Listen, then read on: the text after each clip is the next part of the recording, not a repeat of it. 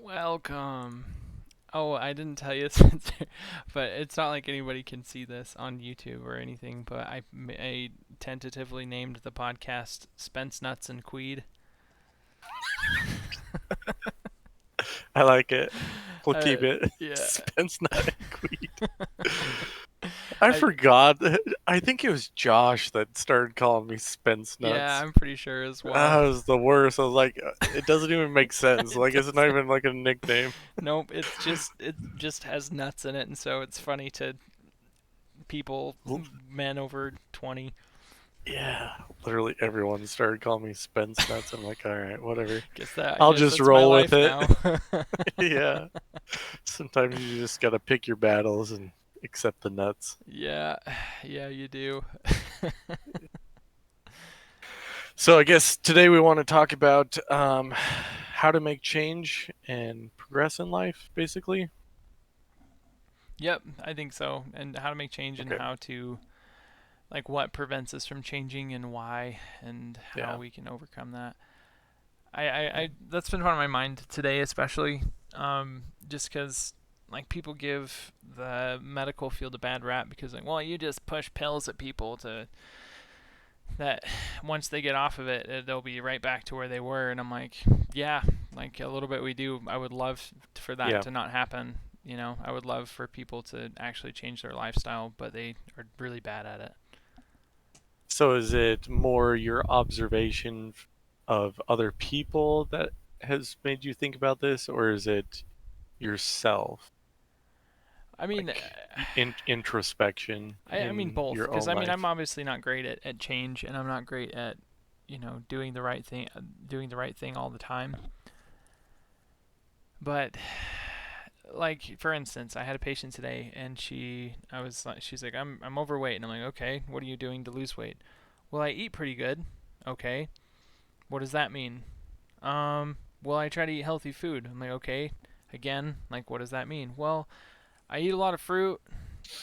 I'm like, okay, so you only eat fruit? Well, no. And then she'll change the subject to something else because she doesn't want to talk about her diet.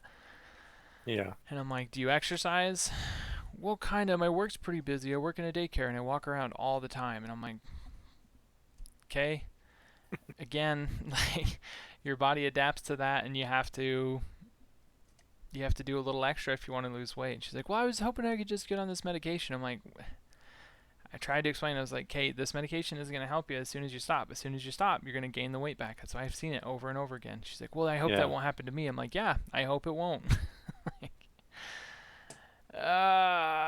And so I was just like, okay, whatever. If you keep track of your calories, I'll fill this for a month and we can follow up on it to see how you do.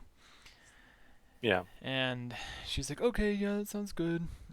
And so and I hope that she does more than just take that medication. And I hope that she'll make changes in her life so that she's healthy, but I'm not holding my breath for it. Yeah.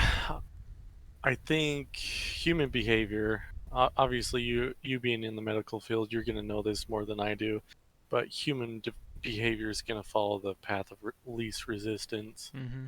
So all of us want that easy answer. We want that um, silver bullet that's going to kill, the monster inside us and solve all our problems. But there really isn't a silver bullet in life. I mean, No. there's things that are going to make it easier, but there's not just one answer. There's life is not just it's just not a mono answer. Right. It's multi-layered. There's going to be more than one thing that plays into it. In the medical industry, obviously there's a place for medication. I think people fall to it too quickly because they're weak, Yeah. but I also think it's because we're not trained in the other facets of our lives that we can control. No, I agree. I mean, it's like And I'm every. guilty of this too, Oh, heck so yeah. No, me too. I mean, it's like so many people are like, oh, I wish I was really muscular and buff. And it's like, okay, like, what are you doing about it? Oh, I'm not. I just give up because it's too far. I can't. I just will never be like that. That's not me. That's not who I am. And everybody who is in the position that, the really high performing athlete, the really successful businessman, most of them aren't really remarkable people outside of the fact that they are willing to put in all the work. Yeah. And if you're willing to put in the work, then you can do whatever the crap you want. Yeah, and I think it's a combination of things. So the example of, it's those that put in the most work are going to be the most successful. Mm-hmm. Um, Once again, that's multi-layered. Hard work doesn't always produce success. No, it doesn't.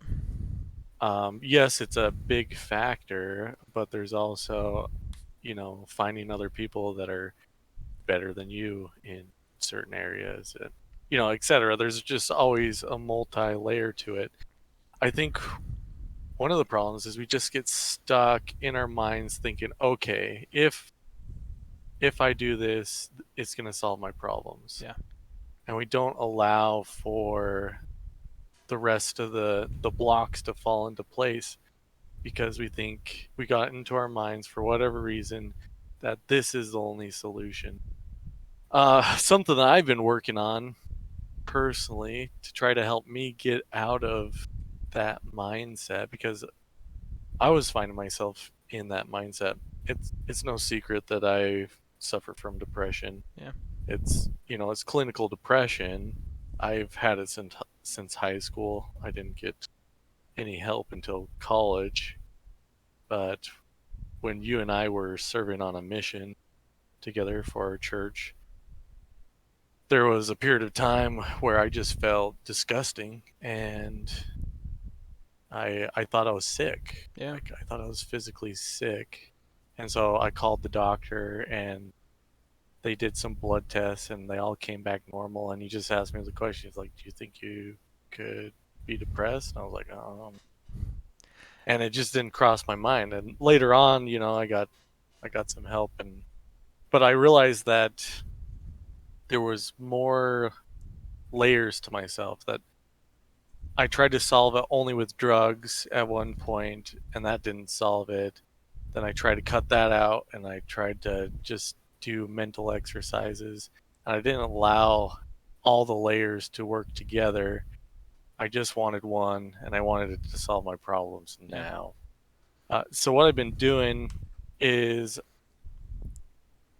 in my mind, or in each one of our minds, we have what I would call like a castle, or we have a citadel inside of us where we are the king, or we're the ruler of that stronghold in our minds. And there's multi layers of what keeps us protected from external sources or even internal sources, and what helps us be successful. It's like, if you don't have any walls to a castle or a citadel, Mm-hmm. what good is it going to do? Every arrow is going to get in and hit you. Everything that people say is going to get to you. If you don't have a gate, you can't let people in and out of your stronghold. Yeah. Well, people will come, uh, or either people will come in freely, or I don't know, could cause problems that or way. they might they won't be able to get out. If you always have yourself locked up, you're always keeping people inside. So there's a lot of things that I'm trying to place in my mind, and give them some, like, a physical nature, so I can identify it. And that seems to be helping me, because before, every thought that I had, I was like, oh, this is just me, like, I'm just messed up. Yeah. But I feel like when I'm parceling out pieces of my mind, it's easier for me to identify it. And I've even been trying to, like, name parts of it, just to help me, like, have that inner dialogue, so I can start working on pieces of me. Call it Does that make Steve. sense? No, I get you. I mean, it's because if you put a name to it, it's not so scary. If it's something that's just ominous and Yeah. vague and unidentified, then it's super scary. I mean, just like you said, you thought you were physically sick, and I think it's just because you didn't know what symptoms you were looking for, right? Yeah. You were just living life and you just felt gross and didn't know that it was depression. Yeah. And that's what, a lot of people just don't know the symptoms of depression, and they vary from person to person as well. Some people feel super tired, other people feel um, they feel sad. That's Hmm. the common one that people say. Or other people, they say that they get angry, and other people say that let's see, I'm trying to think now. Other people just feel nauseous and tired, and some people just feel like they don't have any meaning in their life, or that they're just, everything just seems kind of flat. Yeah. And so it varies from person to person, but they're all the same beast by different names. Yeah. I think what I was struggling with though is every time you get stuck in your mind, I felt like, I was only talking to one piece of me. Like everything was just myself. Mm-hmm. That's how I identify. I'm talking to myself, and everything was vague, and I couldn't really put my finger on it. I just felt like crap. I wasn't doing anything, extra to improve my life. I wasn't having any inner dialogue to figure out my issues. And I feel like, trying to break it out and section off my mind so I can truly identify the problems has helped me. And it might not work for everyone, Mm-hmm. but bringing it's almost like trying to get like an outside perspective of myself as I'm having these conversations. Mm. And it's helped me at least. It's like, okay, do I have my walls up? Am I letting every little comment come in and strike me where it hurts, or am I letting it bounce off and, Right. realize that it doesn't matter? Right. Or am I letting people into my life, or am I closing them off? When I can identify that, like, oh, my gate's up, or oh, my gate's up and I'm not letting people out, Yeah. I'm not letting crappy people, toxic people in my life out. That makes it more real for me, and it seems to be helping so far. It's a new experiment that I'm doing. It's not a new concept. This concept is rooted That sounds like um, mindfulness. in yeah, mindfulness, and it's also stoicism. Mm-hmm. Stoicism, part of it is like making that inner citadel like a sacred place in your mind that you can escape to. Yeah. It's just like taking it to the next level. But Well, and anyway, learning about mindfulness, which is something that they use in cognitive behavioral therapy. yep, I've It's been studying that. it's just looking at things from an outside perspective, right? Yeah. And it's Hmm. not it's trying to find things that are good about your life, but are, oh, I don't know. It's and not really that the good about your life. It's just about looking at things from an outside perspective, Yeah. and trying to see things objectively rather than subjectively, right? Hmm. And so when we look at things objectively, we are able to take the emotion out of it. That's the hope, because there's a lot of emotion rooted in Yeah. depression and anxiety, Yep. and then it's moving to a better place, with that, um, and trying to let the problem live out its life, or let the feeling live out its life, and then, okay, see ya, I'm done with you. You've served your purpose, or I don't know. That's a bad way to put it as well, because it's not a purpose that's worth serving. It's just your mind not processing things the way it should, right? Yeah. Yeah. And when you're having everything in emotions, I mean, or there's objective and subjective, your emotions are truly subjective. They can change and vary, and it just depends on your mood. Right. Um, and that's impossible to stick your finger on. So you're right. It just makes it easier when you make it objective. Right. Um, as far as like changing your life or moving forward, I think that plays a key. If you're if you're always in that emotional state, you're always going to be reactive. Yeah. You're never gonna get ahead because you're just reacting to the next thing and then the next thing and the next.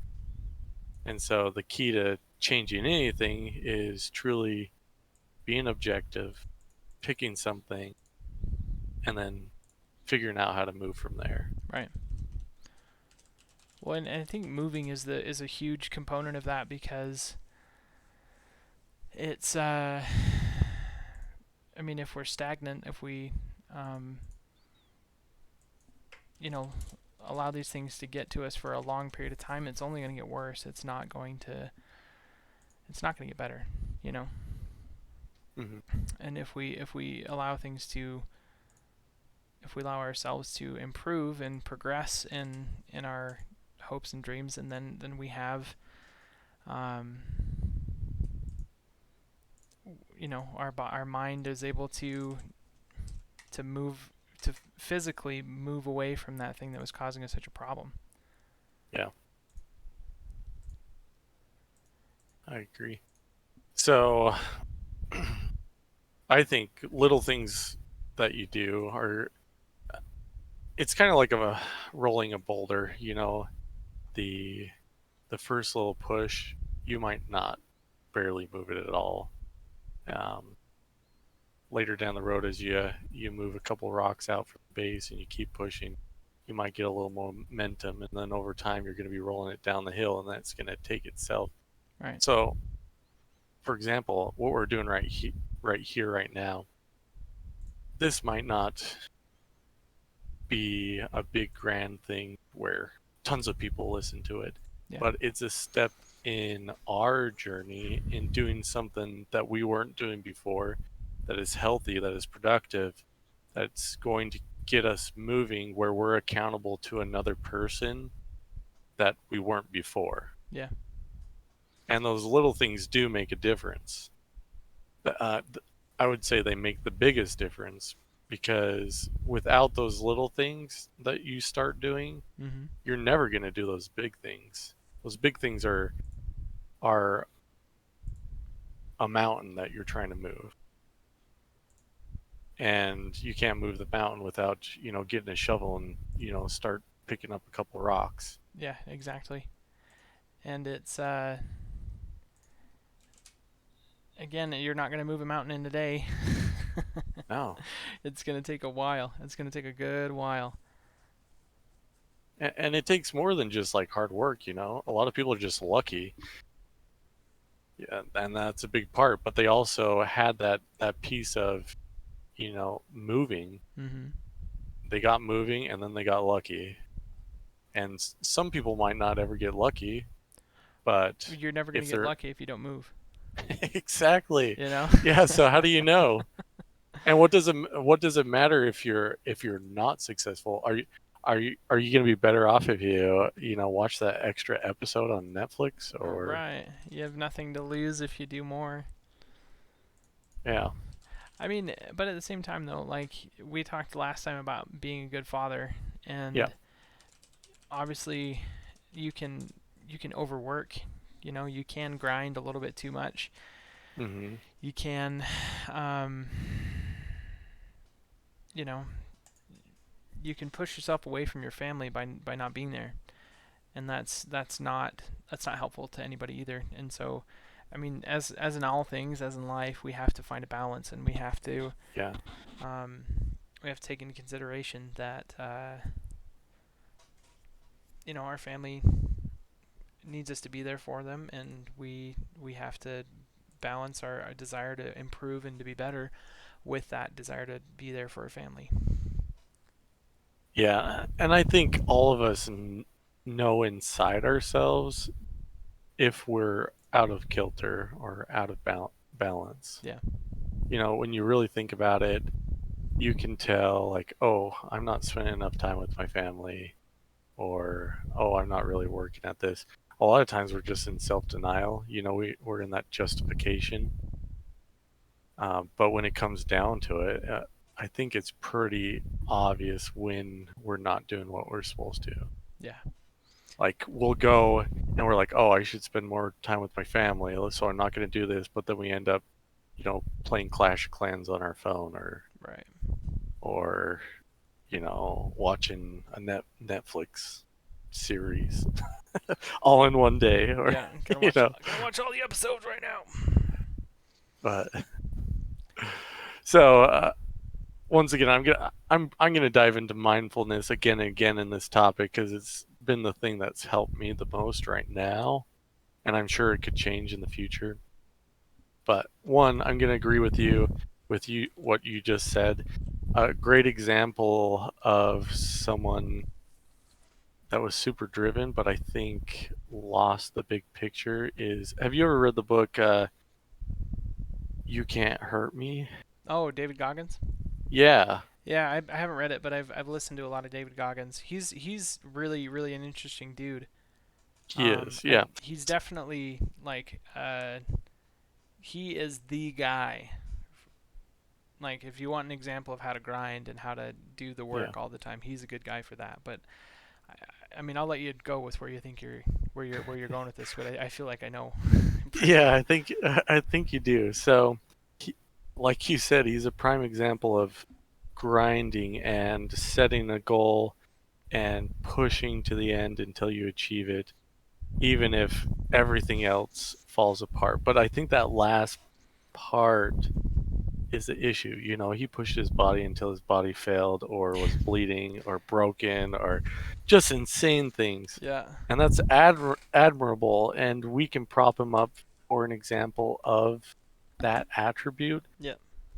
But in the big perspective, he let everything else fall apart to reach those goals. Right. If you look at his family life, he's divorced multiple times. What's his experience with his kids? Is he spending Does he time with have his kids? kids? I don't know if he has kids. That's a good question. I might be assuming that he does, Let me but see. I know that his marriages fell apart. Well, yeah. I mean, when he was uh, when he was first getting fit and things, he definitely his first marathon, or I'm sorry, his first wife divorced him. But I think Yep, he's in a healthy relationship now. I think. that's good. I don't keep too, and I think that's one of the things that he um, regrets is that he didn't spend time with his family or with his Yeah, wife enough to maintain that relationship. And I think part of his thing now is that he's trying to improve that, but he obviously is focused on his goals, and yes, that's yep. that's what that book is all about. Is about his goals. And you could tell, like, even in his stories, like, the people in the story with him were supporting him Hmm. in his goals. And that's okay to a certain extent, but like you said, there needs to be a balance. There needs to be structure in all things, not just one thing. Yeah. But Well. anyways, going to mindfulness Hmm. from that point, I feel like when we're struggling with a particular thing, so you brought up clients struggling with weight, Hmm. I feel like giving that part of your life an actual name can help you overcome that. So when you have that inner dialogue with yourself, you name that fat part of you, Karen or whatever, and you're like, okay, I should go running, and then you're like, oh no, I'm just gonna sit down and eat this pizza and watch Netflix. Right. Instead, you're like, shut up, Karen, I'm gonna go do this.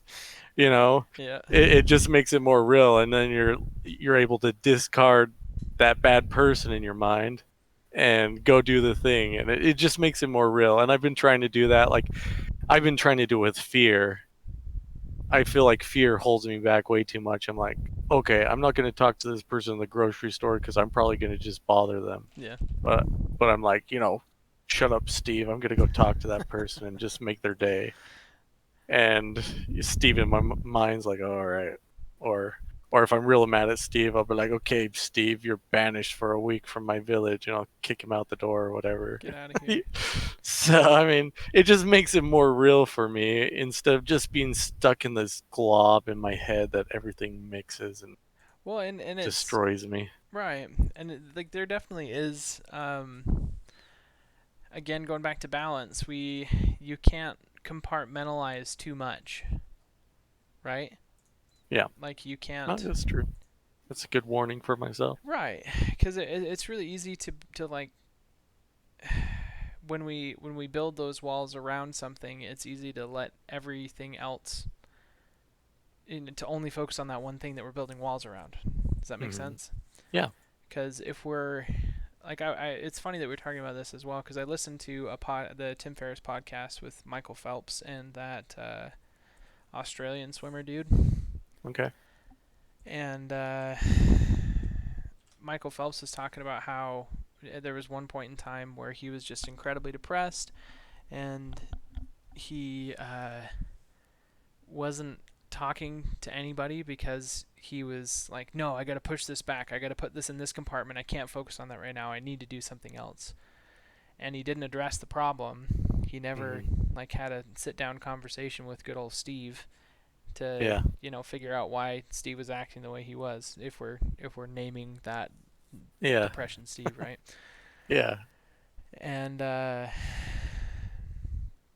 yeah, I mean, in the end, he decided that he was compartmentalizing too much. He was trying to keep his depression so separate from his family that he wasn't allowing himself to try to get help with it. He was Hmm. just keeping it its own thing off in the corner. Yeah. Yeah. And I feel like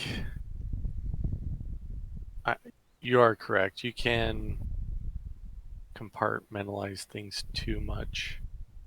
Um, I also think you could use it in a productive way. Yeah. Like, okay, say you're having anxiety and you dive into yourself and you try to figure out, okay, what's making me anxious? What was it in my past? What is it now? X, Y, and Z. Because we're multi-layered. We might be living right here and right now, but our minds are living in the future. It's living in the now. It's projecting us Yep. into the future, Yep. our future self, what we're going to be doing tomorrow, what we're going to be doing next week, et cetera, et cetera. And we're living right now. We feel what we're feeling right now, but we also live in the past, all those emotions, all those thoughts. So we have three layers in our brains working at the same time, Mhm. and we struggle with all of that, all the problems that come with the future, the now, and the past. Exactly. Yeah. No, I agree. And And that's a lot. I feel like Yeah. a lot of our anxieties are based on the future and the past, though. Does that make Yeah. sense? Yep. Hmm. Because we're like, oh my gosh, that one guy that I told this one joke to, and now I hate myself for saying that joke. Like, and you Doug, just I'm sorry. I did that the other day with a patient and I'm still like, oh my gosh, I can't believe I said Cringing. that. I just want to punch myself, but I don't because it's not like that uh, person's really gonna think more than 2 seconds about that, right? all right. Yeah. And um, yeah, I mean the same thing goes with the future. Like we can't let the weight of the future crush us Hmm. because it will. Like it 100% will crush us if we let it. Yeah. Because the future is a big, huge, daunting task, or big, huge, daunting, unknown thing that I get nervous about. I'm like, man, what are my kids gonna be dealing with? Like, how am I gonna prepare them for their life? And I stress out about that when I ought not to. Yeah. No, I totally agree. One thing that I've tried, I don't know if it's kind of my internal experiment. Mhm. I've been trying to find, as I've been discovering, okay, what's making me anxious? What is it in the past or whatever? Mhm. Maybe it's an interaction that I had with someone, for example, or there's a person that hurt my feelings, because I'm a big old baby. Taking that memory or that person and I give them a name in my brain, and then I give them a punishment because I'm the ruler of my brain, and so depending on how severe the punishment, I'll either like go to the top of the mountain in my brain and kick him off like Spartan kick them off, or I'll just like banish them forever, Yeah. just like random crap like that. But it kind of makes me chuckle, but it also makes me feel good because I'm a terrible person in my brain. I'm like, this is Sparta. Oh man, well, we're learning a lot about Spencer's mind palace. Yeah, it's a dark place. Lots of Tyr- people a die. tyrannical ruler who's gonna kick you off the top of his mountain if you tick him off the right way. Dang right. But I think that honestly, I think that has a place. You know, you think about uh, physical people that have been in the past that have just been toxic to you, Mm-hmm. and we hold those people inside us for so long, and they control a portion of us, and they don't even know. They've already moved on with their lives. They don't care. But whatever that experience is that we've had, it can stagnate a portion of our life. And so, if in our brains, whatever we need to do to get rid of that, I think is healthy. Even if it's, being a tyrant in your own brain Yeah, sure. and, executing that person in your brain, or, whatever it is, just having some kind of release, whatever it might be. And that might not be in this style, but I think that's a big key to moving on and just getting past whatever it is that's saying, no, you can't do this. Yeah. Yeah, no, it's true, and we do tend to hold on to experiences with people in the past, um, and it does affect us for years. I Yeah. know. I remember my parents talk about they were planning like their 30th high school reunion or something like that, and they contacted uh, one of their classmates that lived close to them, and they're like, "Hey, do you want to come to the reunion?" And they were pretty excited about it. And then at the end, they're like, "You know what? No, I just can't. I can't get past some stuff that happened. People being mean to me, Yeah. and it was, yeah, it was really really difficult for them to kind of have those things brought up, and to such an extent that they wouldn't even participate in this event that they helped plan." So let's get a little deeper. Do you feel okay? Do you feel like you're moving in your life? Do you feel like you're progressing? I think you are from an outside perspective. You finishing your degrees and getting into the work field, you're getting paid well. Yeah, All these from an external perspective, I mean, you're rocking it. But inside you, do you feel like you're making those steps? I do honestly. I really do feel like because I one of my birthday last year, I spent 8 hours in the library studying, and I had no prospects of a job. I had failed my certification exam the first time, Mm-hmm. and I was on my second time, and it was my birthday, and I was alone in this library wearing a mask, looking at a book that I didn't want to read, and I was pretty sad in that moment, or I wasn't really sad in that moment in particular. I was more humbled than anything. Um, and then this year on my birthday, I came home from my job that pays me money in the profession that I went to school for, and I had passed the exam that allowed me to be in that job.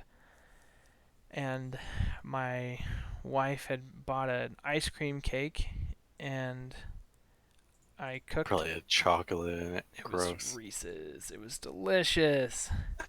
Just kidding. Go ahead. And then I made a big fat steak on my grill outside the house that I own, and I watched my daughter pick dandelions, and my son talked to me about what he did in Super Smash Bros. That day. And it was awesome. It was Yeah, great. that is awesome. And I was like, man, I've come a really far way, a really long way since. my last birthday, Yeah. and in 2 weeks I'm a year at my job, and I've learned a Hmm. ton, and it feels really good. Like Yeah. I feel incredibly fortunate to be where I'm at, and um, yeah, and so I mean, in this last year, I feel like I've improved a ton, but I I'm curious to see what happens over the next year, Yeah. if I've continued to learn, or if I've stagnated, or if I'm just going through the motions. And I'm trying to prevent that right now. I listen to a lot of podcasts that are geared towards improvement of the self, Hmm. and I'm trying to research a little bit more so I can better treat my patients and gain access to things that will allow me to do that. And like I was talking to my friend who's in medical school, and he's like, "Do you feel comfortable yet in your job?" And I was like, "Not yet." And he's like, "Good. You should never feel comfortable, because when you get comfortable, that's when you kill people." And That's intense. that's really true. And as a provider, Yeah. I could do that if I'm not on my game, if I'm not Careful. paying attention to things. Yeah. Makes sense to me. Well, that's good. I'm glad that you see what other people see, because it's been cool seeing you go through your journey, even though I'm not there, just seeing from a far distance, you take those big milestones in your life, and it's just fun. I like seeing other people's success. I've never been one that gets jealous of other people Sure. for that kind of stuff. I just enjoy seeing people find that happiness and find success. I don't think other people finding success limits me by any way. Yeah. And so it's just been fun. It's I, been fun seeing you get a house and have the little kids and all that stuff. So no, I appreciate that, and it really is great, great to see things change for the better. yeah. And I don't. And everybody improves in their own way, and just Hmm. like definitely monetarily, I've improved, which I really, really, really enjoy. It's really good Yeah. to have monetary improvements, but I I would rather, and not rather, I would also like to improve in every other way, spiritually and physically, and be a better friend, which I'm really super stoked that we're able to do this podcast, because I feel like it allows me to be a better friend to you, and hopefully as we get more people in this thing, to those friends as well. Yeah. I totally agree. I think the more you stick yourself out there and start helping people, it doesn't, I mean, you might hit a certain level that it might be too taxing, but in general, there is a lot of wasted time where we could be helping other people, and it gives us more energy by helping other people. Yeah, And every time that I do what I know I should, and hop in my contacts in my phone, just try to send a random text or give someone a random call, I always come out feeling better, more energy, um, revitalized. yeah, ready to continue being on Yeah. the path, so to speak, right? Yeah. And it gets me out of my dumb head before I start building my massive castle. Kicking people off the edge. Yeah. Now I'm making little villagers. It's pretty sweet. Oh, that's awesome. Then I gotta make some plot line. I gotta make Frodo Baggins or something. There you go. Ooh, I need to watch those again. Those are my favorite. They are good. Oh But man, no, I appreciate now the work that I put in when I was in school, yeah. and I did not appreciate it when I was in school. I did not like it, but Right. now I'm like, I wish I would have done more work. In a lot of ways, just because if I would have done more work to study, I would have done even better, theoretically, Mm-hmm. right? Yeah. And if I can be better in my job for my patients, then I can, feel feel less stressed that they're going to be okay, and it just helps everybody else. It helps more than just me in the end if I work more now to do the thing that I want to do. Yeah. No, I 100% agree with you. It's it's hard to have that perspective all the time though. Oh, And super hard, yeah. once again, we have to give ourselves grace. I think it was Jordan Peterson. What one of the great examples that I found when he was in an interview, he was asked the question, if you could go back. I think it was some statement that he made. They were questioning. It's like, okay, if you could go back, what would you tell yourself, or what would you change? And he started thinking to himself, and he's like, you know what? I wouldn't change anything. I'm not gonna betray my past self by doing that.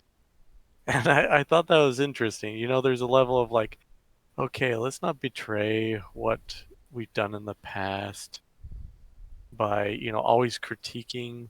Yes, it's important to critique or whatever, but it's also important to give yourself grace. And I think that's what he was doing right Yeah. there. He was giving himself a level of grace. He probably gave the best answer for his level of knowledge at that time. Yeah. And you in school were probably doing as much as you could in your home, school, mentally, all these different things. And so Right. No, and it's good to give yourself grace. I appreciate that. Yeah, I mean, we definitely, um, I mean, you can't kick your previous self off the mountain of your mind castle, Yeah. because then you die. Yeah, I've actually identified this part Yeah. in my brain. Okay, I'm freaking crazy. I'm like living in my brain right now. But there's literally like that's like the assassin in my brain. There's that person that is just there to, kill me. Yep. Take me out. Kick me off my own wall. Make me feel like I'm just a terrible person. And it's my job to recognize that, and instead, do it for do it first. Kick that feeling out of my brain. All right. But anyways, out of my brain again, No, into the and real world. we got to live in the real world most of the time, but it's not How bad to much do get we into live it. in our brain though? Let's be honest. How Yeah. much how much time do we spend in our brain? I mean, it depends on the person, because I mean, I see people who are like pathologically in their brain. They're like, well, what if this happens, and what if that happens, and what if I can't do that, and what if in the future I get AIDS and die a horrible death, and what if being in your brain like that That's true. isn't helpful. But Well, addressing I'm addressing not a saying it's problem. a I'm not saying it's a good thing, but I mean we spend our whole life in our heads. Yeah. So getting control of our minds and being a good steward is gonna be a positive thing overall. But one thing that I didn't know that not everyone has like an internal dialogue. Or like a good. I mean, I feel like No, like some people yeah. don't like talk to themselves in their brain. It's more like tasks. It's like this needs to be done. It's not like a Yeah. inner dialogue where you're chatting with yourself. No, I Kind of agree, interesting. and I think that I was listening to a psychologist talk about this, and like we all have some kind of internal voice. Hmm. Maybe not a dialogue, but we have a voice, and Yeah. the voice often is modeled after our parents, like how they talked to us when we were younger. Huh. And I don't think it's always the case, but I think it's I think that it does play a big part into it. And so it's really, if we had a really poor upbringing and our parents spent a lot of time yelling at us, then that might be the voice in our head where it's just yelling us things to do, Yeah. and because that's sometimes how we were addressed. And then other times, if you know, we kind of latch on to the most negative one, it seems. And so when we remember our parents yelling at us and stuff, our mind will kind of do the same thing. Like, oh, you're so dumb for doing that thing. Why did you do that thing? You stupid idiot. Sounds like Freud. Yeah. I mean, it's and I don't Yeah. 100% like fall in. I don't believe it 100%, but I think that it does play a part into it, and it can kind of provide some insight into how we should try to rein in that inner voice. Yeah. You know, because we can have control over our thoughts, and to an extent, like we can't control every little thing that pops into our mind, but we Mhm. can control how we interpret that, and we can control um, how it affects us. Yeah. Yeah.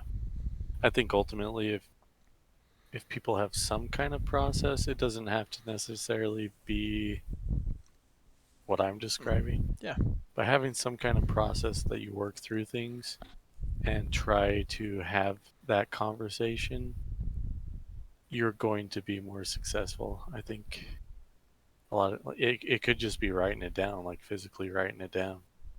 Um, Maybe feelings that you're having or things that you want to do, but making it real in some way is going to make you more likely to do the things that you need to do. precisely. And again, like giving it a name, figuring out exactly what the thing is that we need to do is going to allow us to actually make it happen. Hmm. So, what is something on your list or something that you're holding yourself back that you could be doing? It could be emotionally, it could be talking to people, it could be, what is that thing that you're not doing that you've thought about a lot that you want to be doing? I want to read more books. I have this book sitting on my computer desk right now. It's a big fat book about Ulysses S. Grant, and I started it 2 years ago. And it is a 1,000 page book, and I am 90 pages into it after 2 years because I just don't read it. I just don't. And it's an interesting book. It's not that I don't like it. Yeah, It's just that I don't want to read that. I'm too busy to read. And it's not true. I just don't make the time to read. That's all it is. well, you could always get an audiobook, try to solve the problem a different way. I could, but then I feel like I'm giving up on the The physical. giant freaking book that I bought. Yeah, yeah. Don't work harder, work smarter. Yeah, I guess. Now that's But I just get it. It might be like a principle, just prove it to yourself. Read it, right. And the physical copy. I just have not made it a habit to read a book, and I'm working on it. Because my wife and we've been trying to wake up early, like so early that we have a good 20 minutes to read, and then I can go to the gym and exercise for an hour 15 minutes. Yeah. And then by the time I get back, my kids are awake, we're having breakfast, and I can talk to them, and I can be engaged, and I'm not trying to like read while they're like, Dad, did you see what I did yesterday? Did you see this? And look at what I made. And you know, like I have to just make some time for it, Yeah. and I can do it. I just haven't. All right. What about you? Go and do it. Um, what I've been working on this week is so I've studied body language for quite a while now. Like Mm. I've read 10, 12 books on it. I went to You've heard of Kirk Duncan, right? It sounds Maybe not. familiar. Maybe Yeah. not. He's in Utah, but he's like a big motivational guy out there. But he does a lot of body language stuff. So I know a lot about like what people are expressing, and I got into a bad habit of just avoiding reading people's body language because I didn't want to deal with their emotional baggage. So, what I've been doing this week is I've been trying not to avoid it and instead just looking at it for what it is, not internalizing it, and then trying to be a positive force in their life, which is just recognizing an issue that's occurring and then trying to fix it in whatever manner I can, which is usually just saying hi in a positive manner Mm-hmm. and making some kind of small talk, which being an introvert's not the easiest thing to do. No, it's super hard.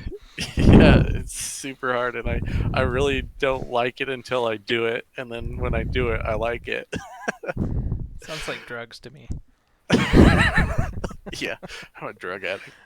Drug addict for talking to people. But that's what I'm trying to do because I've learned this information for a reason and I want to help people. I want to be a positive force in whatever small way I can. And so it's just a matter of talking to, it's kind of like on the mission, just talking to everyone that I see, especially when I see that they're going through something. Yeah, well, that's So it's awesome. just a matter of keeping that up. I'm really bad at doing it for a week and then stopping. Yeah, well, I mean, like we said before, people are human beings really suck at being consistent. Terrible. So we just need, I mean, and that's what a grind is, man.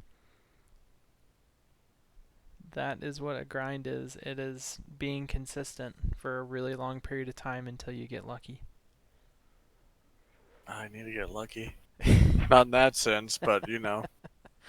Yeah, I mean, but I mean, even still, like, I think just being consistent is its own. I mean, I mean, it doesn't even have to be that you get lucky. It's just that you're in the right place at the right time to make a difference in somebody's life, and that's enough to make that consistency worth it. Yeah. So No, I mean, and I then that reminds me of when you and I were roommates, and we didn't have girlfriends, and so all we would do is go to the gym all the time. we were real strong. I know we got jacked, dude. I remember I was so strong at one point that I was like I was like stretching and I was flexing my biceps, bringing my arms up, and I totally ripped the arm of my button-up shirt, and I was like, "I'm the Hulk!" I was so stoked.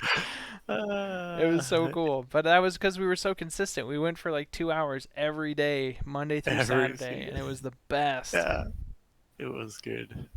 It was good.